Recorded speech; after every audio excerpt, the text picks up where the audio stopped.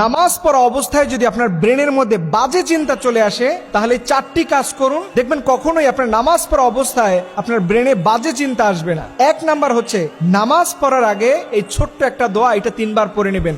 আপনি পড়বেন আউযু বিল্লাহি মিনাশ শাইতানির রাজিম, এইটা আপনি হৃদয় থেকে 3 বার পড়বেন, দেখবেন আল্লাহ তাআলা শয়তানের ওয়াসওয়াসা থেকে নামাজের মধ্যে আপনাকে বাঁচিয়ে দিবেন। 2 নাম্বারে, এরপরেও যদি মনের মধ্যে বাজে চিন্তা চলে আসে, তাহলে মনে রাখবেন খিনজাব নামক একটা শয়তান আপনার কাঁধের কাছে বসে আছে।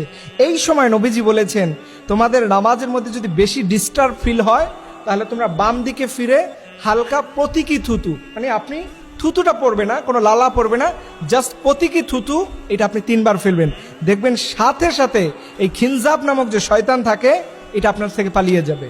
3 নাম্বারে, আপনি যখন নামাজ পড়তে দাঁড়াবেন, মনে রাখবেন এই নামাজটাকে আল্লাহ রব্বুল আলামিন দেখতে পাচ্ছেন। আল্লাহ আপনার নামাজ দেখছে, এই ফিলটা যদি আপনি জাগ্রত করতে পারেন, দেখবেন কখনোই আপনার নামাজের মধ্যে কেউ আপনাকে ডিস্টার্ব করতে পারবে না। মনে রাখবেন আল্লাহ আপনার নামাজ দেখেন। সর্বশেষ এবং 4 নাম্বার, এই দোয়াটা নিয়মিত পড়বেন যাদের নামাজের মধ্যে বাজে চিন্তা চলে আসে। রাসূল সাল্লাল্লাহু আলাইহি ওয়াসাল্লাম বলেছেন, এই দোয়াটা পড়লে আল্লাহ তাআলা তার অন্তরকে দ্বীনের উপরে টিকিয়ে রাখেন। দেখেন আমাদের অন্তর বিক্ষিপ্ত হয়ে যায়, এদিকে সেদিকে মুহূর্তের মধ্যে দৌড়াদৌড়ি ছুটাছুটি করে, বিশেষ করে নামাজের মধ্যে।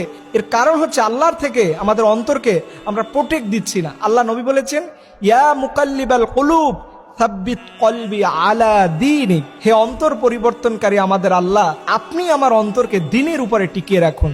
এই দোয়াটা পড়লে দেখবেন আপনার নামাজের মধ্যে কখনো বাজে চিন্তা আসবে না। ফরজ নামাজের সালাম ফিরানোর পরে সাথে সাথে এটা পড়বেন, দেখবেন পরবর্তী নামাজ পড়া আপনার জন্য সহজ হয়ে যাবে। আর একটা গুরুত্বপূর্ণ বিষয় হলো, নামাজের মধ্যে যদি মনে করেন যে আপনাকে কেউ ডিস্টার্ব করতেছে, মনোযোগ চলে যাচ্ছে, তখন মনে রাখবেন আপনার নামাজটা আল্লাহর কাছে কবুল হবে।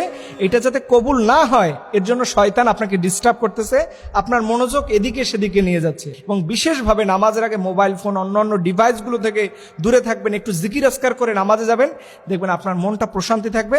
আল্লাহ রাব্বুল আলামিন আমাদের সবাইকে এমন নামাজ পড়ার তৌফিক দান করুক, যেই নামাজের মধ্যে যেন আমাদের কোনো বাজে চিন্তা না আসে। আল্লাহ সেই নামাজ পড়ার আমাদের তৌফিক দান করুক, সকলে আমিন।